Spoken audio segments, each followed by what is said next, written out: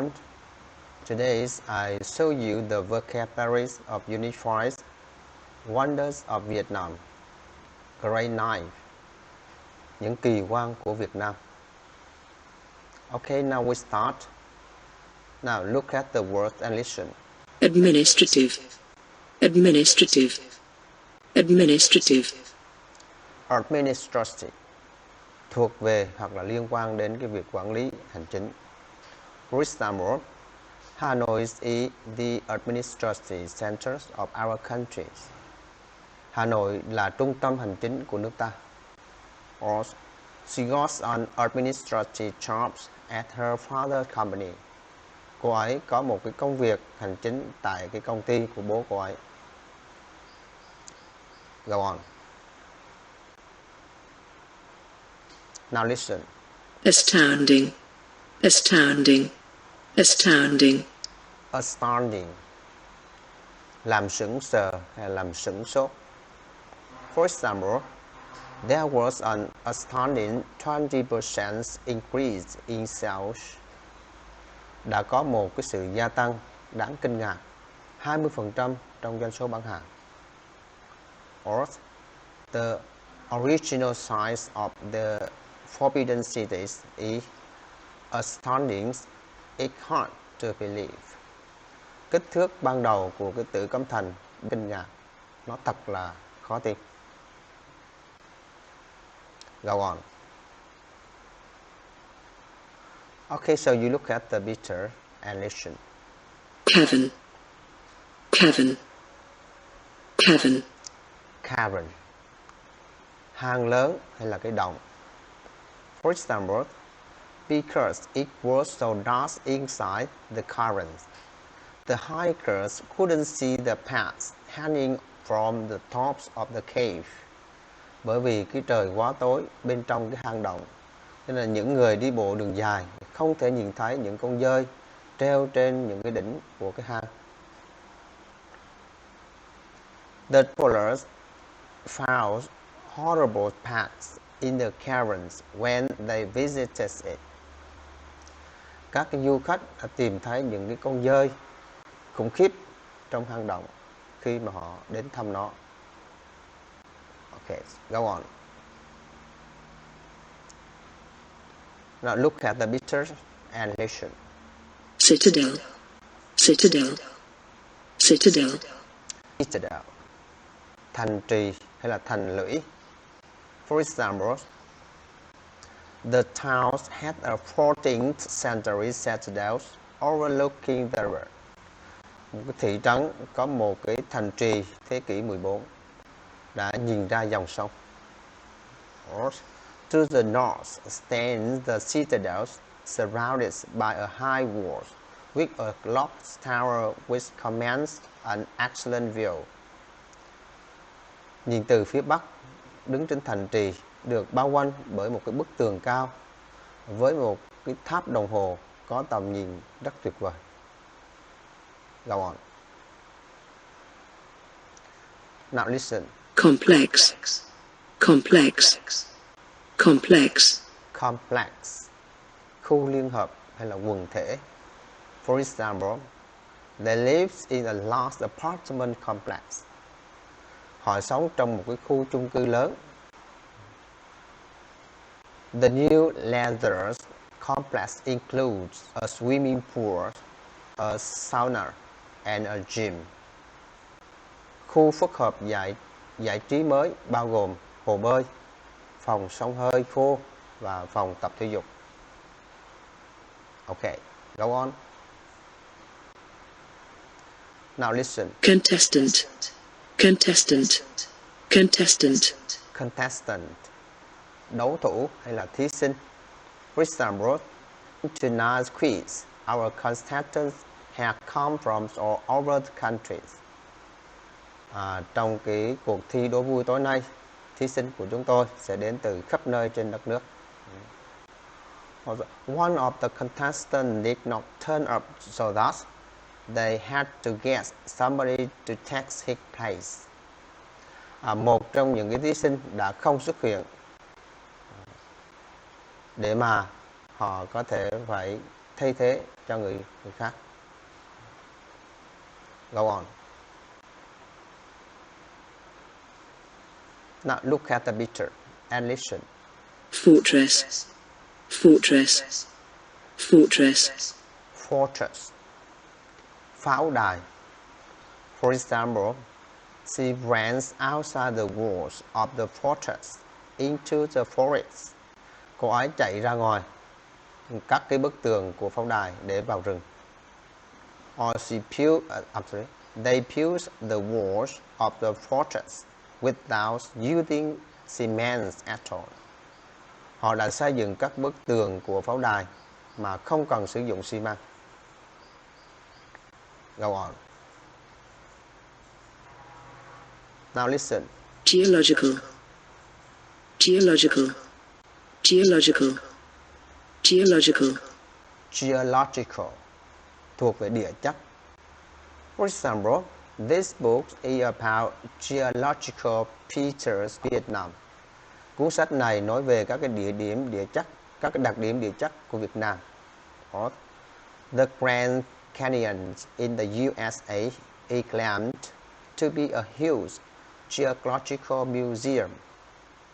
Grand Canyon ở Hoa Kỳ được tuyên bố nó là một cái bảo tàng địa chất khổng lồ. Okay, go on. So you look at the pictures and listen. Limestone. Limestone. Limestone. Limestone. Đá vôi. For example, from Port Inlet, the limestone cliffs extend 4, 5 or 6 miles to Worm's Head. Từ cảng Inlet, các cái vách đá vôi kéo dài 5 hoặc là 6 dặm đến Worm's Head. The Rhinis is a limestone cave. Is the only cave open to public. The Rhini là một cái hang động đá vôi, là hang động duy nhất mở cửa cho công chúng.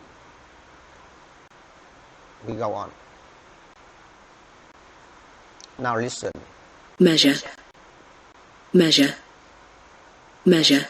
Measure. Measure. Biện pháp hay là phương pháp. For example, these measures were designed to improve car safety.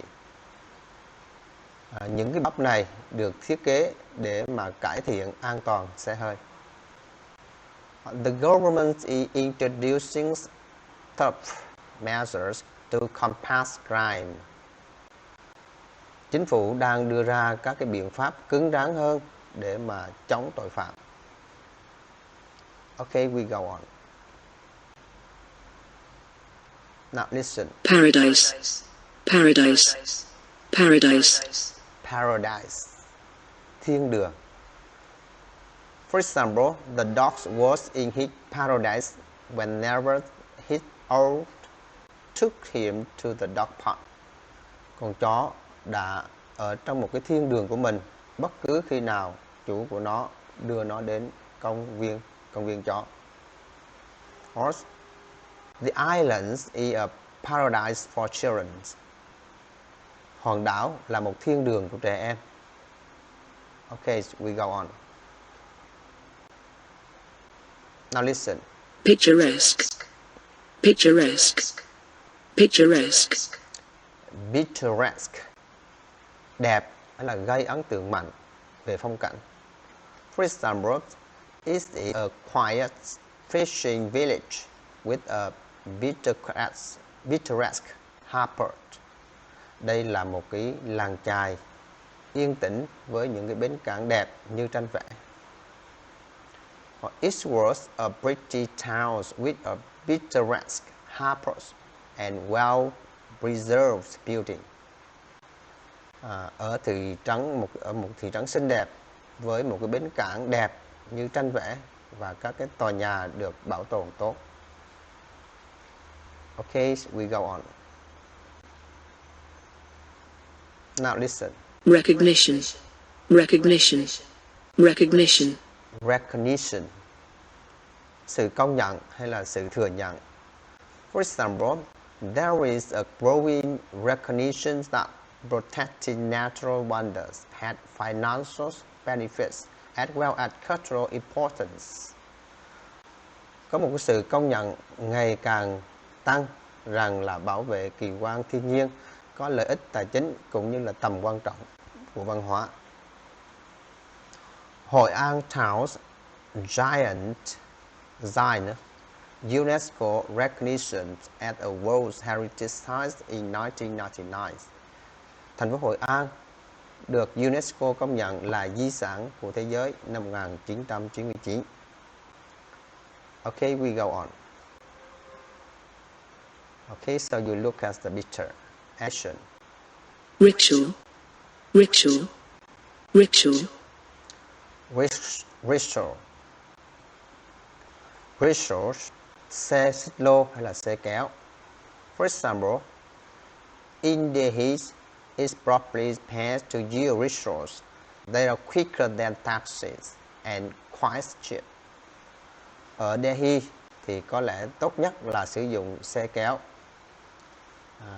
Chúng nhanh hơn là taxi và khá rẻ. Xe kéo thì chúng ta cũng gọi là xe xích lô. Okay. Tourists use manpower rickshaws to get to the airports. Khách du lịch đã sử dụng xe kéo người để đi đến sân bay. Okay, we go on. Now listen. Round in a game. Round in a game. Round, hiệp hay là vòng trong cái trò chơi. For example, she was knocked out the championship in the third round. Cô ấy đã bị loại khỏi chức vô địch ở vòng 3. Or, I finished the practice rounds and went into half lunch. Tôi đã hoàn thành được vòng luyện tập và đi ăn trưa. Okay, we go on. Look at the picture and listen. Sculpture, sculpture, sculpture. Sculpture. Bức tượng, điêu khắc. Sculpture, bức tượng điêu khắc. Okay, go on.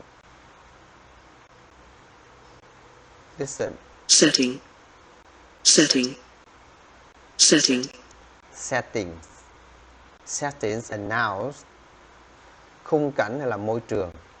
For example, I like a hotel in a beautiful setting of landscape garden. Tôi thích một cái khách sạn trong một cái khung cảnh tuyệt đẹp của cái khu vườn riêng, vườn kiểng. Or the buildings is particularly notable for its garden settings. Tòa nhà đặc biệt đáng chú ý về cách thiết lập của khu vườn của nó. Okay, so we go on. Now listen. Spectacular, spectacular, spectacular. Spectacular. Đẹp mắt hay là ngoạn mục hay là hùng vĩ. For example, the views from the mountain tops were spectacular. Khung cảnh từ cái đỉnh núi thật là ngoạn mục, thật là hùng vĩ. Or, Long Beach is a spectacular place to visit. This miles of beautiful sand and great big wave. Bãi biển Long là một cái nơi ngoạn mục để mà ghé thăm, với hàng dặm cát đẹp và những cái con sóng lớn. Okay, next.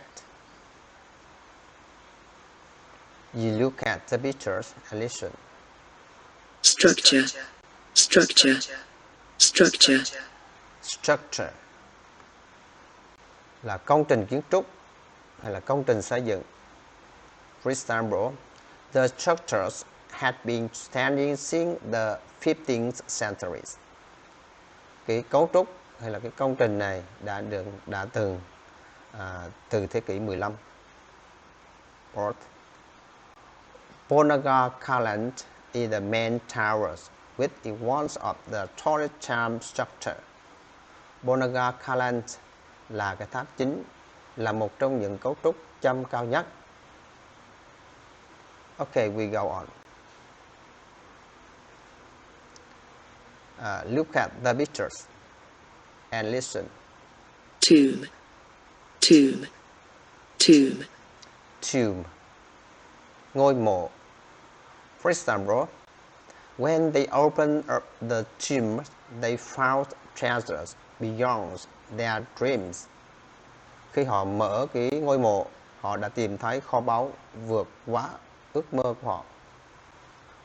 When their leaders died, they placed his body in a large tomb. Khi mà người lãnh đạo của họ đã chết, thì họ đã đặt thi thể của anh ta vào một cái ngôi mộ lớn. Okay, so goodbye, see you next time.